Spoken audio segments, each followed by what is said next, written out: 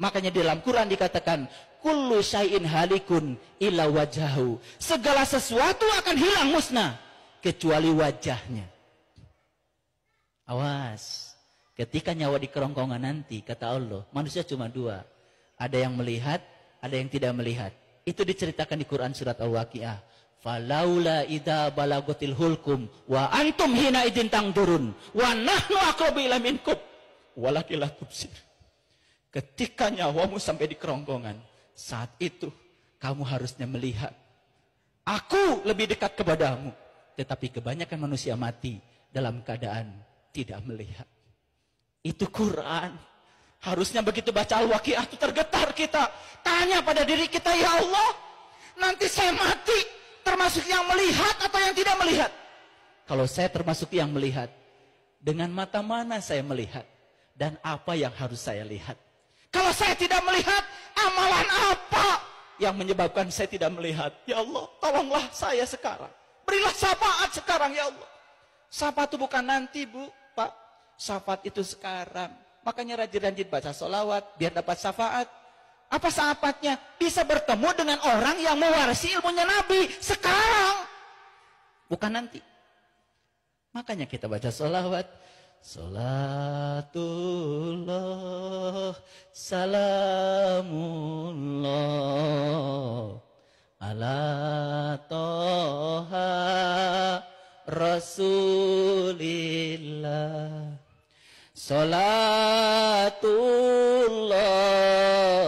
salamullah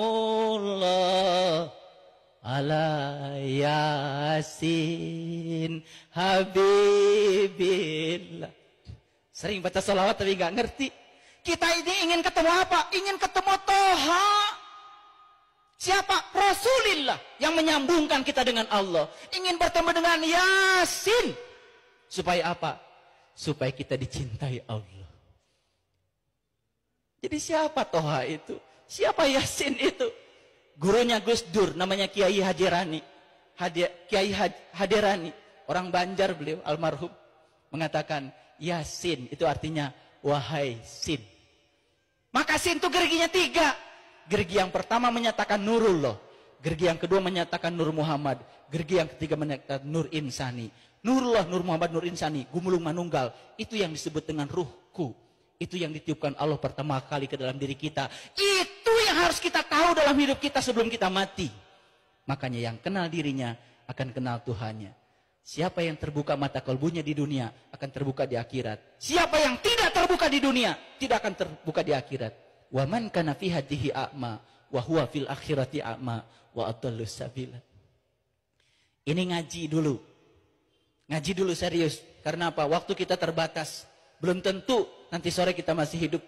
Belum tentu besok masih hidup. Makanya bahagia tidak usah menunggu besok. Saya akan bahagia kalau anak saya sudah diwisuda. Belum tentu usia kita sampai anak kita diwisuda.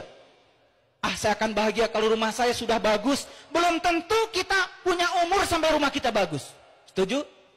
Nanti kalau suami saya sudah baik lagi sama saya akan bahagia. Belum tentu umur kita sampai suami kita baik lagi. Bahagia, putuskan sekarang. Tidak usah bergantung pada siapapun. Aku begini, bukan karena kamu begitu. Jadikan diri sendiri, jangan bergantung pada siapapun. Bahagia adalah keputusan kita. Bahagia adalah pilihan kita. Tidak usah menunggu, tidak usah menunggu. Karena waktu kita belum tentu, umur kita sampai menemukan yang kita cita-citakan. Setuju? Siapa yang ingin bahagia? Coba acungkan tangan. Siapa yang ingin bahagia? Acungkan tangan. Acungkan tangan. Subhanallah. Udah, turunkan tangan. Sedih kalau begitu saya. Berarti semua yang acung tangan belum bahagia. Kan saya pertanyaannya tadi siapa yang ingin bahagia? Acungkan tangan berarti belum?